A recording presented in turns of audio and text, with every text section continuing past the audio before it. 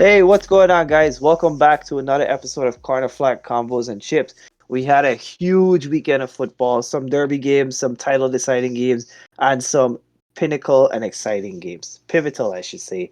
So, I got my usual two guys with me, Michael and Omari, but I brought my friend Shaq on to talk about the Chelsea City game. Even though the result might not be what he wanted, though, I'm sure he has a lot of insight to give us into how the games are going. So, guys, please introduce yourselves to the wonderful people that listen to our podcast. Hey, it's Omari here, aka the Unspecialist. Looking forward to talk about all the pretty crazy games we had over the weekend. And definitely looking forward to Shaq's input on that Chelsea City game because it was two parts interesting, one part underwhelming. But I'll hear what the guys have to say. Hey guys, I'm Bach. Phil's World 003. Catch me on Twitter. Uh, it's been an amazing weekend, a very roller coaster weekend for me. Bayern obviously doing great, Tottenham in basically the trenches, but we look forward to seeing what we can discuss this podcast. Hey everyone, Shaq here, first time. Thanks for having me, guys, and yeah, looking forward to have a very good discussion. As we know, we had a Chelsea had a very good game. Well, a very big game over the weekend, I should say, and things didn't go in our favor. But as a Chelsea fan, mentally we just doing the trade off from last May, so we kind of take it half and half, you know. Well, let me start with you, Shaq. The first thing I want to ask you is, looking at the setup of the team, how you guys played the weekend before at Spurs, versus how you played today. It seemed that City were much more willing and much more capable of pressing you guys and forcing you guys into a mistake.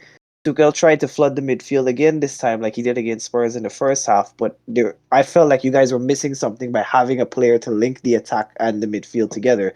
And I think Tuchel tried to go man for man with City in the midfield, and it didn't necessarily work out because they were able to progress themselves quite easily through you guys. Where did you think the coach got it wrong, and what would you have done instead? Well, Chev, I think you hit it right on the head there, straight off the bat, in terms of him looking to flood the midfield. I think we were missing a natural number 10, right? For most of the game, you saw a lot of times Timo Werner and Lukaku, they were both isolated. I mean, if we're going with the front two, I think I would more rather more attacking midfielder like player aside from having Ward and Lukaku. I'd rather more Kai Havertz, Mason Mount. Well, Mason Mount was injured, but I think that kind of combination would suit us well when we're looking to flood the midfield and strangle them in the midfield. I think we need like more creative players above. Well, we have Lukaku, but we need a more creative link because Kovacic and Kante, they can do so much in terms of getting the ball off the pitch and creating chances. So quickly on that one, I'd say looking at the Chelsea City game because I actually watched the entire game. Yes, what Shaq said was definitely was evident. You saw Tuchel's plan clearly was to flood the midfield. However, the lack of an natural number 10 severely hampered their ability to keep the ball moving and actually get balls in to Lukaku and Werner. I think it was pretty early on you noticed that if you roll the ball into Lukaku's feet, none of the City centre backs were strong enough or capable to get it off of him. So they could have actually just run with that strategy, but the problem was they weren't getting the balls in the right places to be able to do that, and it didn't really start to happen with any level of consistency until Havertz actually got on the pitch. Two of Chelsea's biggest chances in the game, in my opinion, came after Havertz came on the pitch. One of them, I think, was offside, so you could discount that one. But still, you could clearly see that Havertz's presence had an effect, and unfortunately, I think that change was made just a little bit too late, and City had already cemented themselves in the game and was just protecting the lead that they had because they kind of knew it wasn't going to be an open and free scoring affair. Because look at the goal that Gabriel Jesus scored. It was a big deflection, pretty much bundled in the goal. Not the kind of goal you'd expect to see from Manchester City, more so from Stoke City. But hey, it went in. and 1-0 is all it takes to win a game. I must add that when I think it was Shaq or Omari mentioned that they were having trouble getting the ball into Lukaku. A lot of times in this match, I actually saw Lukaku not take the ball very well.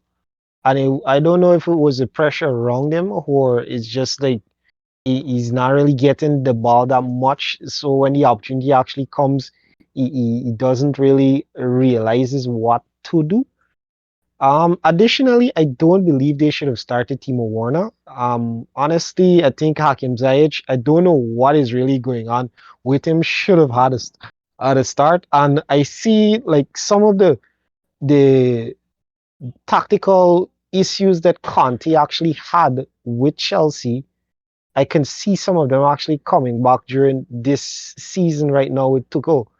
If you look back at the Spurs game in the first half, most of what City did in that match actually occurred in the first half with Spurs. But Spurs decided to drop off a little, and it gave Chelsea that little opportunity to actually go and put their foot on the neck, basically, against Spurs.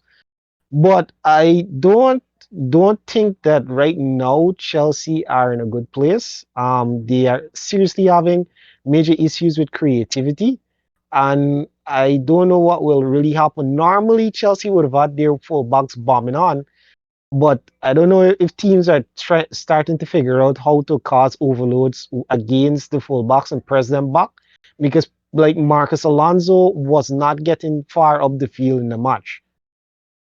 What I will say is, to highlight both of the points that Shaq and Omari made, the fact that Lukaku wasn't, or Michael made as well too, that Lukaku wasn't getting appropriate service or he wasn't getting quality service.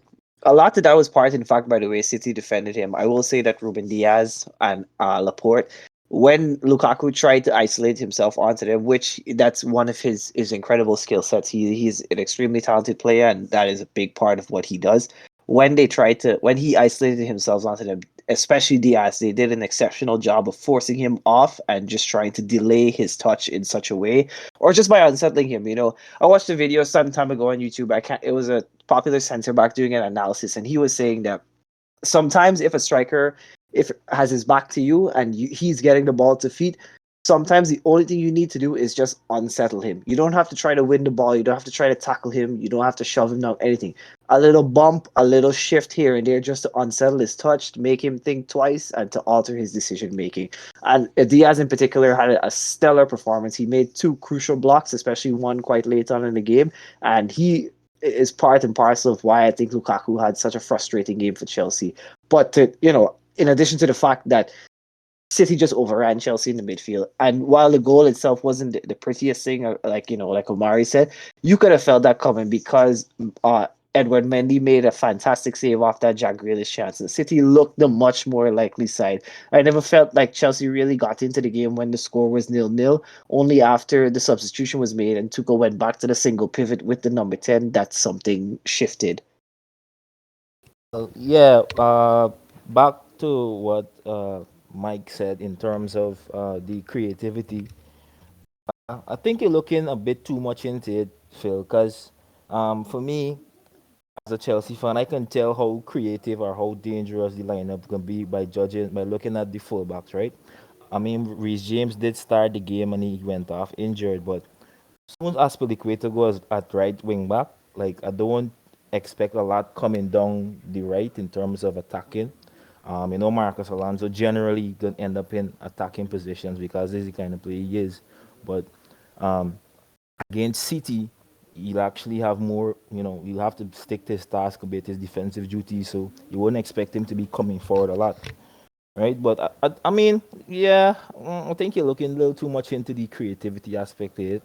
I think Tuchel just got it wrong on the day in terms of he should have just stick to the usual two number tens behind the forward, and I think the Lukaku Timo Werner partnership can work, but I still think we need somebody with a bit more finesse. The two of them, right? I think it could work. I think they could get the two midfielders and the number 10, and you have the two of them up top. I think that can actually work. or you could just let Timo Werner play as one of the tens and just run off Lukaku. Either way, I think it's going to work in the long run for us this season. I don't really see the creativity issues. I think it's good that he's looking to try new things with the formation early in the season. I mean, in the Premier League, once you have a solid defense, once you keep in the midfield and everything in order, you can always go forward and score a goal. So, for me in the Premier League, yeah, you might win a game 1-0, 2-0, but creativity, I rather have a very stable defense than an out and out ultra attacking creative team. It's just me personally and my experience in the Premier League or watching the Premier League. The reason why I kind of highlighted the creativity issue is because I kind of see it stem is not just this much in perspective. This Spurs match, I don't think Chelsea was extremely creative in the first half, especially. And in the second half, if I remember correctly, it was a set piece which they scored from. A defender scored, and I can't remember the third goal. But since Lukaku arrived at Chelsea, I think in the first two matches he made a major impact, and then he basically died away. But as Lukaku would have been probably the most suited person right now within Chelsea's team, understanding the back three system and so on, and understanding how he can propel himself. But a lot of times, I don't really see Chelsea creating that much chance. And now with Mount out of the team, it kind of begs some amount of concern. Additionally, right, I do fully understand the point that Shaq made as relates to having a strong defense is better than having creativity. I completely agree with that because from the days of Mourinho and so on, you realize that the defense is probably the main tool to win the league. So maybe I'm looking too deep, but I have to really see how the situation develops, and then maybe another time we'll have the same discussion again. So yeah, I'll have to say great points from Shaq. But I don't think there's too much cause for concern because it's very early in the season. There's a lot of season left to play, and from the games that I've seen from Chelsea, they have put in some good performances, whether it was showing character in a tough, hard-fought game or out and out dominating. So I think we're gonna see more and better from them throughout the remainder of the season. However, I have to echo what you said, Shaq, in terms of Phil possibly looking at it or thinking a little too deep.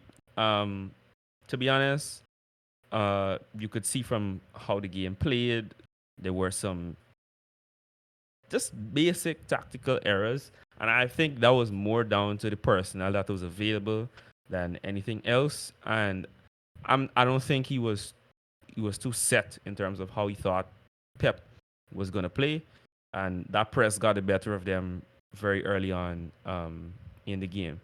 So aside from that, I think Chelsea just needs to, like I said at the beginning, Chelsea just needs to treat the game as an opportunity to learn and move on, to better games.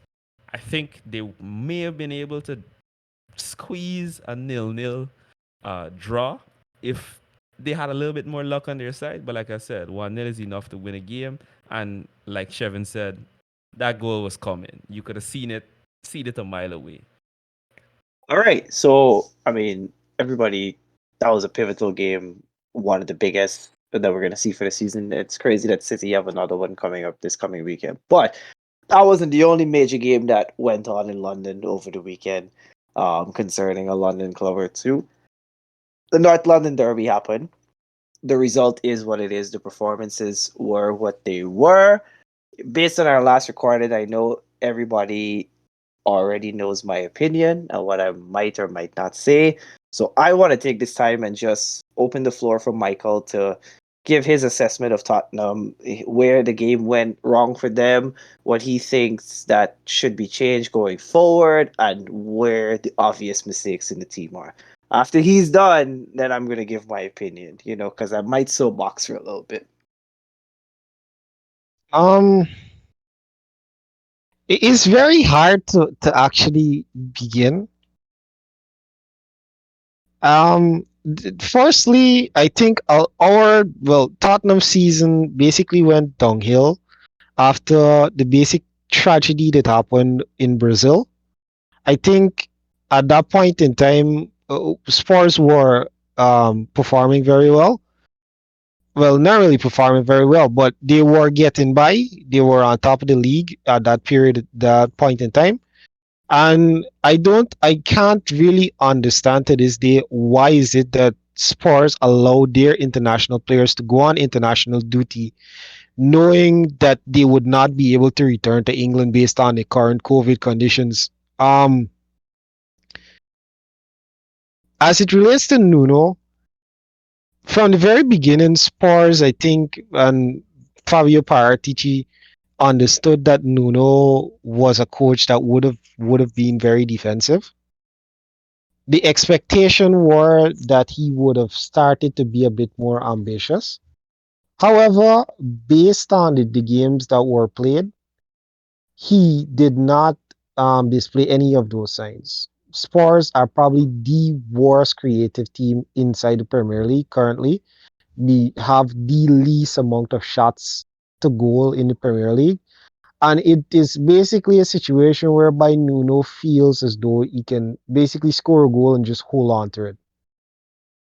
If we fast forward towards the match with Chelsea, I kind of like want to skip the Crystal Palace game because that was a situation where he was undermined by personnel, and also the red card that happened was very silly and would have been the reason why Tottenham basically crashed. But the match against Chelsea he started very well. The system that he used was a very good system, and he kind of overrun them. And at that point in time, you thought that maybe he would have started to build more on that.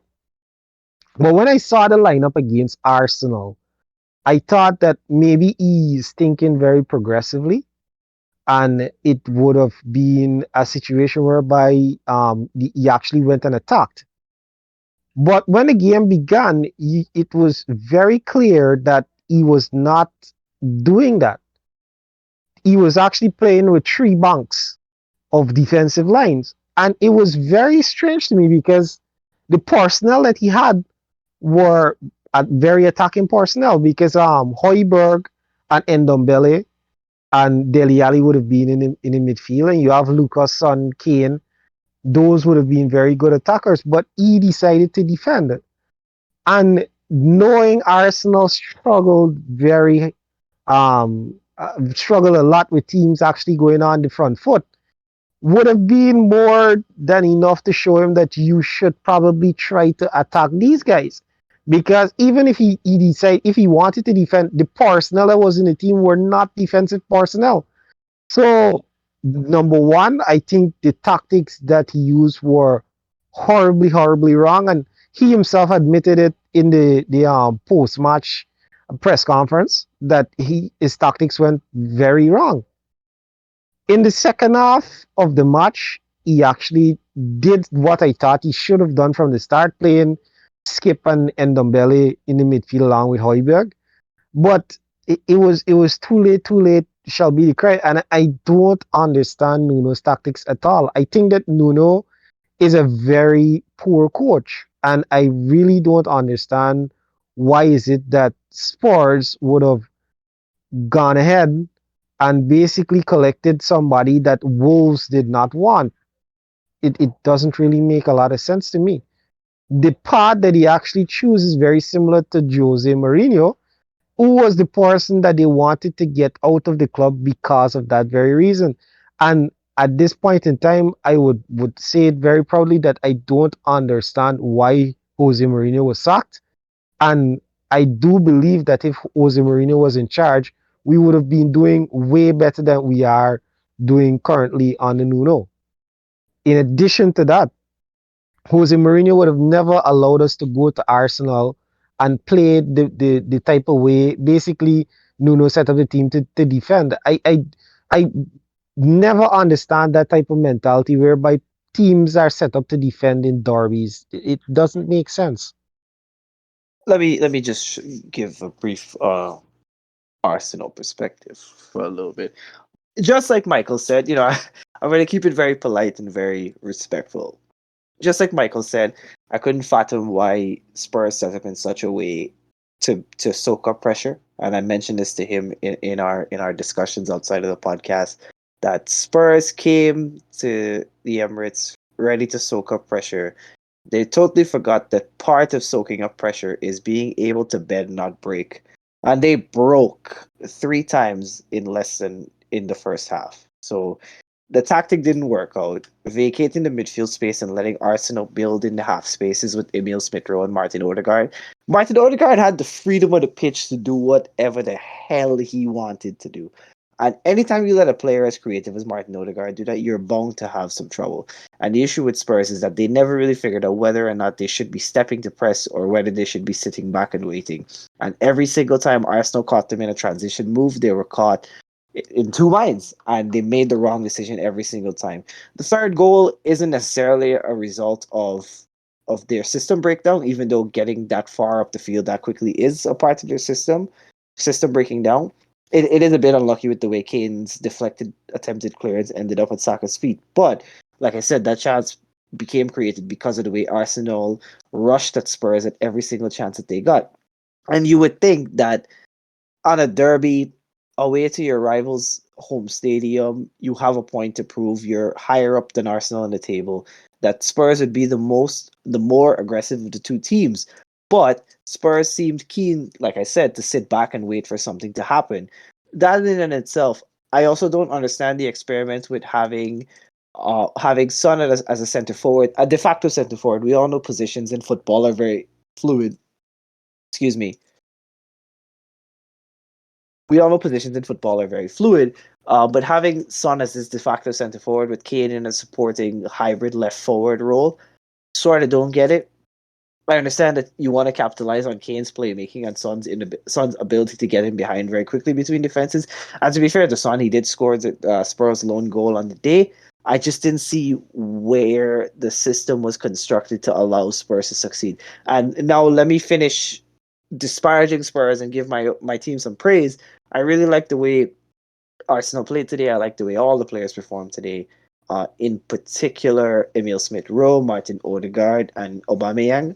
They had the time of their lives in the half spaces in front of the Spurs defense. They knew exactly what to do, and they executed their plans perfectly. And that flick from Aubameyang to set up the second goal, which he went on to score, is absolutely gorgeous. That entire second goal is a gorgeous goal because it goes from goalkeeper all the way back to Aubameyang into the Spurs net in less than what I think 13 seconds or something like that. So the entire team played well. Particularly impressed by Ben White with the way he handled the Harry Kane assignment.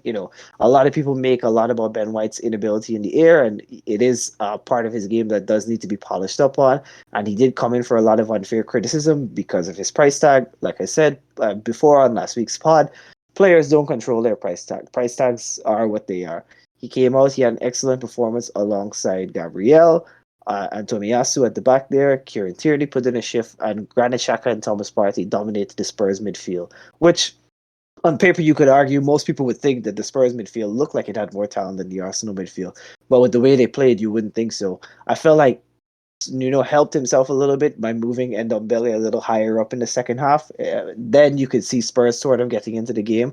But I also felt Arsenal somewhat took their foot off the gas, which I really don't understand why, because we're not exactly playing European football, so there's no reason to stop. And I feel like had Spurs gotten a second goal, the lack of intensity would have really surprised us, but I'm glad they didn't. We saw the result. It was a big, big day for us, and it's a good win, and hopefully it kicks on into something more positive for the rest of the season. Yeah, I like to add one quick point to what was said there. Did I like seriously? I don't understand Nuno at all. Ben White is notorious from since the first match against Ivan Tony. He had a very poor game because they were actually sending balls into the box. During that entire match, I did not see much balls were sent into the box to give him that challenge to actually like try to basically outmaneuver Kane. In addition to that, also from the match, I did not see much or any type of intensity in the midfield because, as Shevin highlighted, it was a situation whereby an Arsenal, I must say, and I must congratulate Arsenal also for executing the plan very, very like to basic precision because what they did was very smart. Most of the plays that Arsenal had, they cut back the ball. Why? Because Tottenham were dropping so deep that they keep leaving a lot of space in the same the basically around the semicircle area of the box. If you're going to leave that much space there, persons are going to exploit the space, and that is exactly what Arsenal did. And you would have think that after the first goal, Nuno would have said, you know what, we need to stop doing that. Let us press higher or something. But he stuck to it. And the same thing happened again. And then you would have thought that, you know what, in all fairness, it happened twice. Don't let it happen again. But it's the same thing that ended up happening. He actually, the third goal, he committed a lot of persons forward. And you would have think that in a match, you understand that these guys are basically breaking all your lines.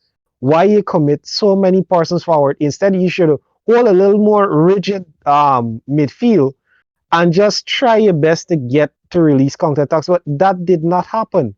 And I really don't understand what is Nuno's tactic. I really don't understand anything currently like about Nuno because there isn't any clandestine direction that you can actually see from what he's trying to do. There's absolutely nothing. You know, from Mourinho, you could have seen that. Well, you know what, Mourinho is trying to ensure that they have positional play, and in the event that they don't have positional play, you could get somebody to man mark. Pochettino, you know that Pochettino would press and you would press teams basically into them making mistakes and so on. I don't know what Nuno is doing. All right, so it's gonna be really simple for me. Um, I'm actually disappointed in both teams. I'm gonna start with Tottenham.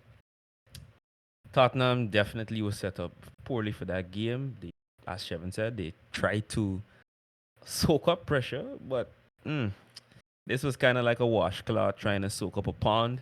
And they clearly weren't ready. They got overwhelmed very early on, and it was evident. And they didn't really have any answers until I'd say about almost halfway through the second half. So that was troubling, to say the least. And like Phil also said, Tottenham have been struggling in terms of creativity, and it was kind of evident in that game as well, where I'd say at certain points they appeared afraid to cross the ball into the box, which was ludicrous in my opinion, given the fact that we all know Ben White's weakness in the air and the fact that Tottenham have more than one capable player um, in terms of getting the head on the end of the ball and trying to make something happen, work the keeper maybe once or twice. And if you open up that option, then obviously it's going to open up other avenues on the pitch because now Arsenal is going to be thinking, okay, got to look for the balls in the air. Going to, give you more opportunities to do some other things. Now for Arsenal, yes, Arsenal won, but there's a couple of things that sorely disappointed me in that game. The first was, yeah, as Shevin said, they let up. I don't think they should have. They basically said, "Hey, we got 3 goals. Let's take it easy. You know, run it all the way to the end, and we'll be fine." Um, if Tottenham did indeed get that second goal, Arsenal would have been looking really shaky, and I think they had more goal. They could have gotten maybe 1 or 2 more goals in that game. The fact that the attacking intensity let up, especially in the second half, was very disappointing for me because even though you can say yes, they're coming off of a stretch of two prior to that game, two games where they won, and at least one of those 2 games was a hard fought victory. So you're saying, okay, we're riding high in confidence. Let's take it into this game. So yes, they weren't short on confidence, but obliterating your opponent in the North London derby has to count for something. And the fact that they didn't try to do that, they appeared to be satisfied with that 3-1 is a little concerning for me. But aside from that, good game to Arsenal. Good to see that they're they're regaining some sort of form. Meanwhile, Tottenham is trending in the opposite direction. So much can change in 3 weeks, and we've got a lot of season left. So let's see what happens next. Yeah, guys. All in all, I think y'all covered most of the points that I would want to talk about. Um, Congratulate Arsenal in terms of getting itself back on track, and Arteta as well for putting some faith in the youth. I think he should continue going in that direction in terms of the young three behind Aubameyang. I think he should keep going in that direction and put some faith in them. For Spurs, I don't usually take Spurs seriously with all due respect. I had a period of time under Pochettino where I used to take Spurs seriously, and then I started to worry a bit when I realized that they were about to hire Conte in the summer, and then Conte ended up saying that Spurs ain't serious enough. Basically, that's what he said, right? But the direction that Spurs headed in at the moment, um, I'm not sure what's the plan. You could hear the frustration in Phil's voice as well because you can't go on from you want to play attacking football, so you sack Jose Mourinho, right? And you hire Nuno, like you downgraded Mourinho like 100 years, you know. So it doesn't make any sense.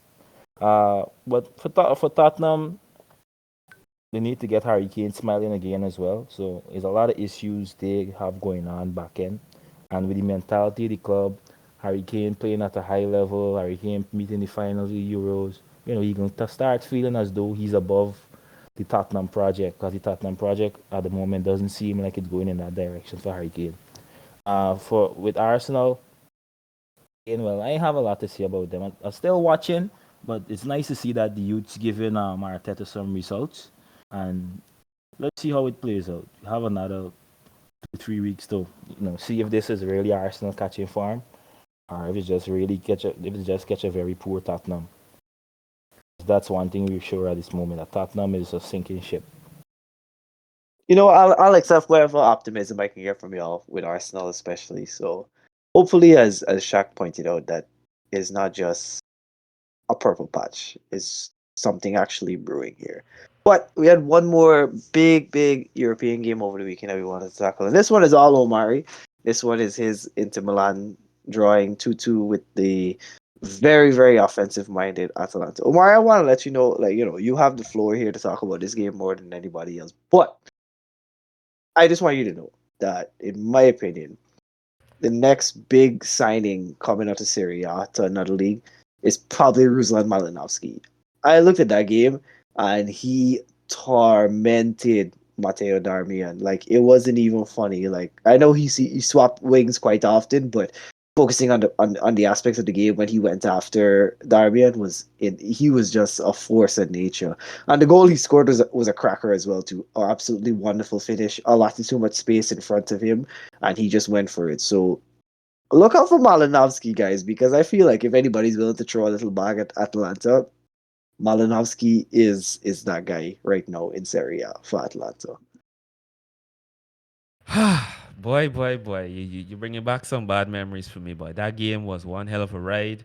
Um, I felt like I aged maybe about 5 decades, and I had to get some heart meds at halftime because, jeez, Atalanta definitely put into the test, and it's always a spectacle when you see two attack-minded coaches up against each other. We all know what Gasperini is capable of. We've been seeing it over the past 3 seasons with Atalanta. He's become somewhat of a legend, so to speak, because what he's been able to achieve with the Atalanta squad, with their wage bill being much lower than many of the top teams that they've toppled in Serie A and Europe as well, the Champions League as well. So full credit to them. But to comment on the game specifically, yes, I think the biggest point that stood out to me for that entire game was the dominance of Ruslan Malinovsky. He's got a rocket. He's got rockets for legs, man. I'm not sure how he's able to generate that much power with limited backswing, um, and sometimes even without running onto the ball, he's able to generate ridiculous power.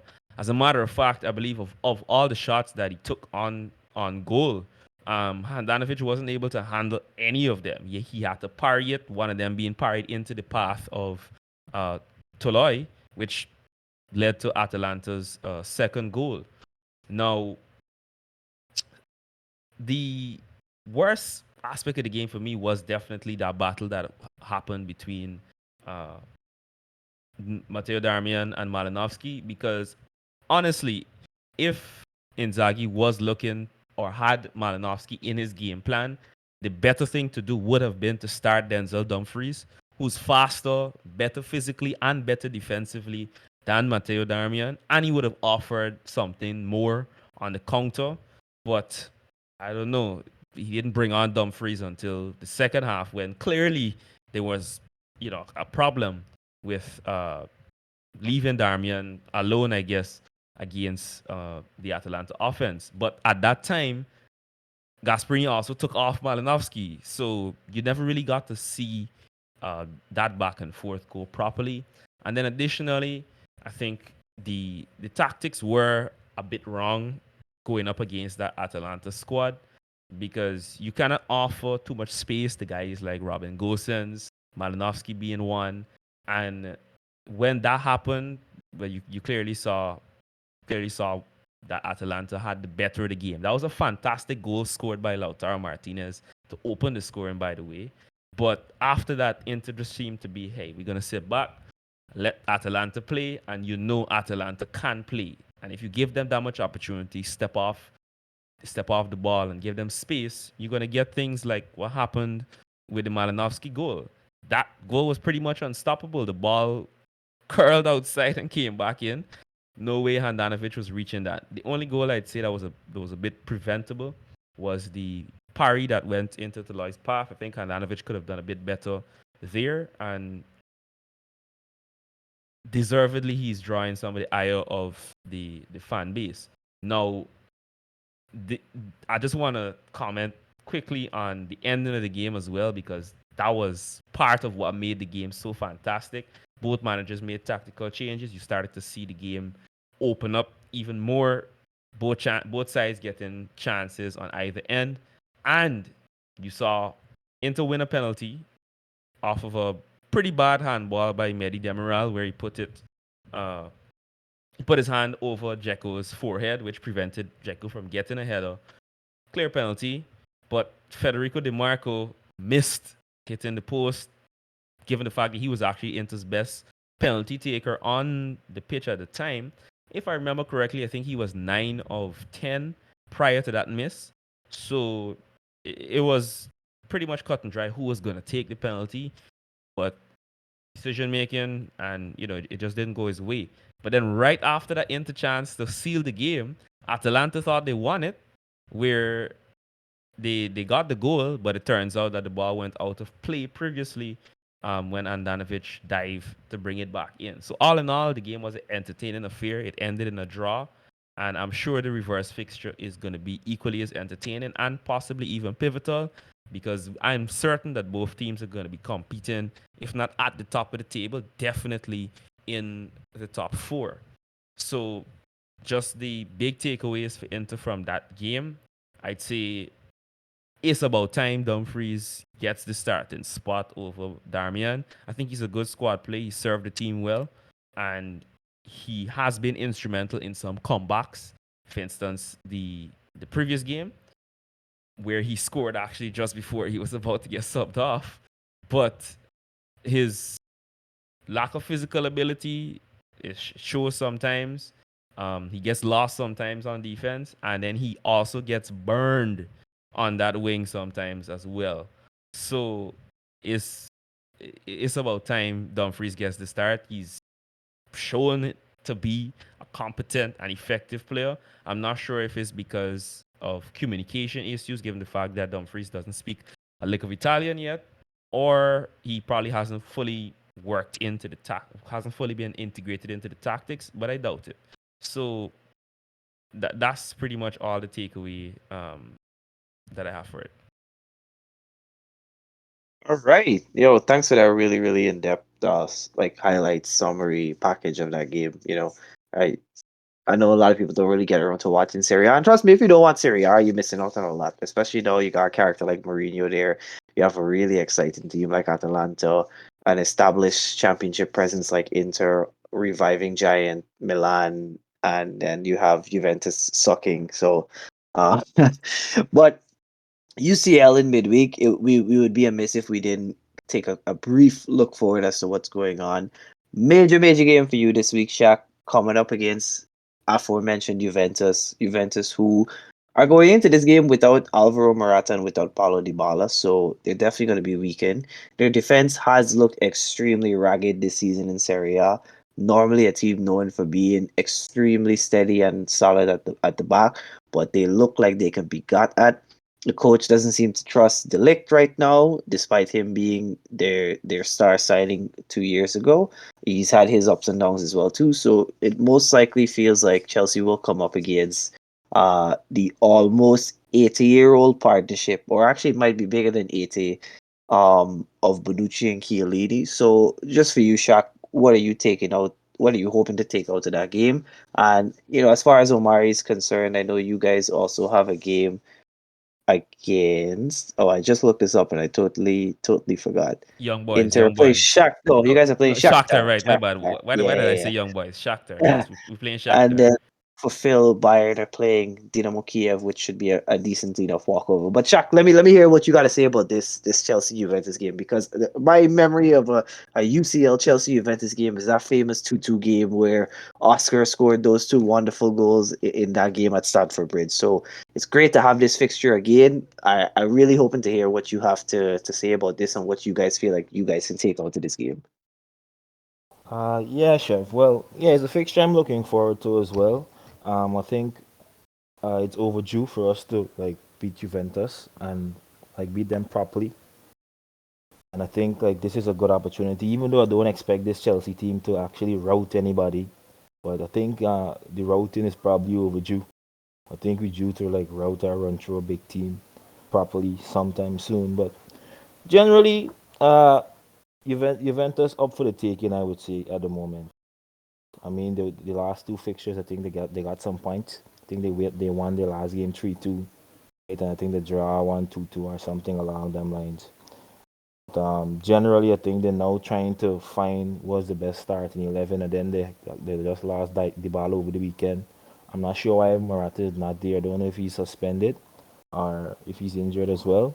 But I think this game is a good opportunity for us to really stamp our authority on a historically big site. Um, and, really get this Champions League campaign going and really get some fluency going as well. I mean, going back to what Phil said earlier in terms of the creativity, I think along the lines he's probably referring to is where the goals coming from in terms of the front three, because aside from Lukaku, the two guys that play in number 10, the narrow number 10 positions, right? They we're not getting a lot of goals from them. So hoping to see goals coming from those guys playing around the forward, and I hope they can get it going in this fixture, because I think Juventus, as I said, they're there for the taking. Even though it's an away fixture, could probably take a narrow win, right, or take a point away from them. But I think it's a very good opportunity for us to get put in a very solid and a good performance over Juventus. Like you won't get a better time within the last 10 years. As it relates to Bayern match against Kiev, I expect the same. Well, I think Bayern probably will establish himself as the most dominant team in the group and also in the Champions League. I think this year Bayern is probably the best team and the team to beat in the Champions League. Um, the team currently is working very well on the Nagelsmann, and our defense is actually getting even better, which is very good. even though we're slightly limited by the absence of Coman. But Nagelsmann has actually released a very good version of Leroy Sané, one that would probably rival the one that we saw at Manchester City. And yeah, Kiev is up for the taking. They I don't think the team that they have right now is anything like the teams of the past where they had pretty good teams. So it's basically up to Bayern to easily win this match. I expect them to cruise in the match and just do what they do well, and that's beat teams. Well, for me, it's pretty simple. I'm actually gonna spend more time commenting on the upcoming game for Chelsea because I think and expect them to beat Juventus. That Juventus backline has not been able to handle Lukaku over his time in Serie A, and I don't think his move to Chelsea is gonna affect that. Juventus has been very shaky, as Shevin noted. The coach doesn't seem to trust their former star signing in Delict. Uh, for a bunch of reasons I can only speculate. However, uh, coming into the game, Chelsea looks to have many more options, and the fact that Juventus are also going to be two important men light in Alvaro Morata and Paulo Dybala, I expect Chelsea to win that. I'll go as far as predicting it to be Chelsea winning by at least 2 goals. So 2-0 is the floor for them in my opinion, and it's not just because I support Inter and I don't like Juventus. This is just me looking at the two teams and seeing that Juventus is a shadow of their former selves, and Chelsea has everything they need to pick that team apart. Then just quickly on to the Bayern Kiev. Yeah, I expect Bayern to pretty much roll over Kiev. Should be a pretty comfortable win for them. There's nothing concerning in terms of players missing in the squad, and I expect Bayern to be Bayern. And last but not least, Inter's game against Shakhtar. I expect Inter to win that game. However, Shakhtar has proven to be a thorn in Inter's side over the past 3 years in European competition. Inter having gotten the better of them more often than not, but you never know. And it's a new coach, team looking a bit different, and we don't have everyone that we had to rely on previously. But I do expect Inter to win that game quite comfortably and regain their footing in the group, right next to and take the place right next to Real Madrid. Those two teams are the teams I expect to emerge. All right. Well, listen, I really enjoyed doing this episode with you guys. Jack, thanks again for coming on. It was kind of last minute, but I really did appreciate the insight you provided us. And it's nice to have a fresh perspective on things like that. I know it wasn't the best occasion to bring you on because I'm asking you to comment and analyze a loss, but thank you for coming on again and doing a great job. Listen, thank you guys for having us and for listening to our podcast again. My name is Shevin, and the rest of the guys are going to give you guys a shout out. Once again, thank you so much for listening. Everybody stay safe, have a great rest of the week, and be kind.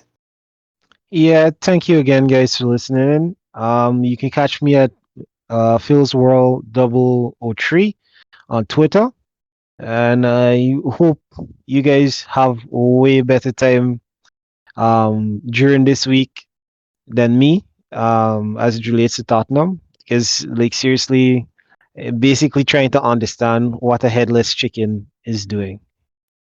Yeah, guys. Thanks for having me on. I hope the floor is open for me to return again, probably on lighter note after a better result. And looking forward to being here again. Thanks a lot for the invite, Chef. Hey, thanks for coming, Shaq. Definitely good to have you here, and definitely appreciate the fact that you were so gracious and insightful, uh, especially given the fact that it's an analysis of a loss. Um, hey, another great conversation with you guys. We had a lot of big games to look at over the weekend, and let's see what else we have in store. This is the Unspecialist, Omari. You can catch me on all social media at the Unspecialist. But if you want to connect with me best, that's going to be Twitter at the Unspecialist or Instagram at the Unspecialist.